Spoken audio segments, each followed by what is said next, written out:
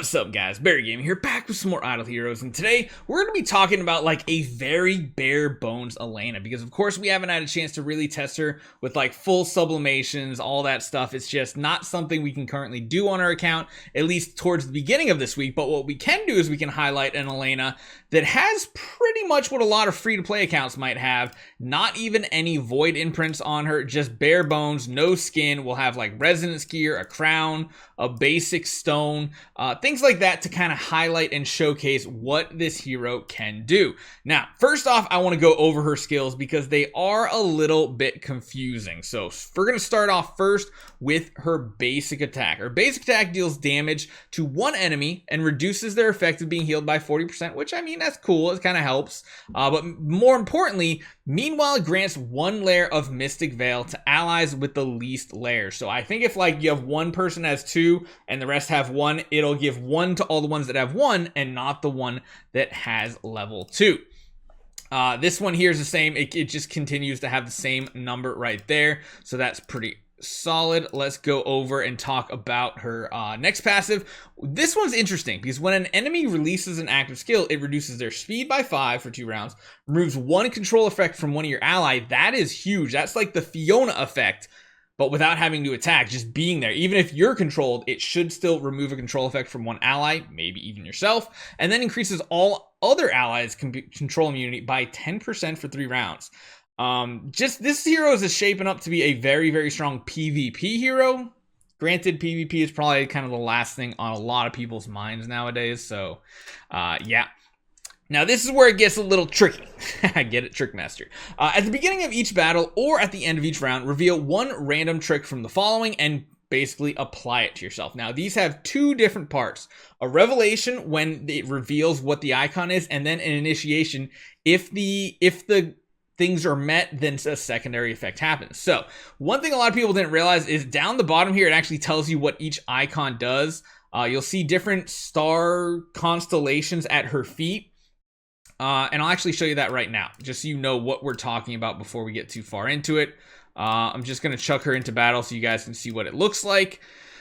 So number 1, you see this constellation down here? That right there is what we're talking about. That is what tells you what the buff is. So both when it starts, when you see the icon, it does something, and then also at the end of every round, it'll do something. So Deception, that one was the golden crown pretty much. Grants a shield equal to 600% attack to yourself and one ally with the lowest HP. That's awesome. Just immediately you get a shield. At initiation, the prerequisite is takes an active skill damage 2 or above times before the next time you take another action. Now, that might be a little difficult, but that actually could happen in like Aspen Dungeon pretty easily, or PvP especially. And then, of course, if that initiation is met, it then also restores all allies' HP equal to 20% of max HP and grants them 2 layers of Mystic Veil. Now, Mystic Veil, of course, is the dodge ability. Every layer of Mystic Veil will give you, I believe, 15% chance to dodge, stacking up to 3 times for 45%. That's really cool because unlike Mystic Fairy Freya, where she has to put a debuff under or a mark under the enemy's feet, it goes on your allies. So anybody who hits them, it has a chance to happen. So number 2 is the Memento Mori. Memento Mori is the staff. It's the one that looks like a hook, kind of. It's curved, looks interesting, and that one says at Revelation, when it just shows up, increases the crit damage for self and the one ally with the highest crit by 25%. I mean, that was like, all right, that's not really that great. But initiation, the secondary fact, when an ally or an enemy dies, you deal damage equal to 50% of the current HP of the target, capping at 4,000 of her attack to one enemy with the highest HP. So that means it's going to do the most damage possible because it's smart targeting the highest HP, meaning 15% of that person's HP is the most. Kind of cool. I wonder how that kind of works against bosses, honestly. This could be a cool boss killer, maybe. I don't know how that works. And then the third one is Uprising. It looks like a cross. Is basically considered a sword here. And it says, at Revelation, increase the attack for self and that one ally with the highest attack by 15%. That's pretty cool. I like that. And then, of course, Initiation, when someone takes crit damage 2 or more times before they act next, increases all allies' attack by 15%. Decent. Honestly, I really like the first one the best. The Deception is the one I really, really like for defensive statuses. Yeah, plus there's a chance to put 2 layers of Mystic Veil on. That's really cool. And then we get to the active skill here. So you deal 1000 attack damage against 2 enemies with the highest attack. That's a smart one. I like it because it reduces their energy by 50. That is really good. It's almost like a carry effect. It's pretty much like the fear effect on Lord of Fear Aspen at the end of every round. And there's a 25% chance to inflict Fear Abyssal Gaze on them for 2 rounds. So really cool synergy with Lord of Fear Aspen. Afterward, grants 1 layer of Mystic Veil to backline allies and restores them HP. One thing to note, this is the base form, 1 layer.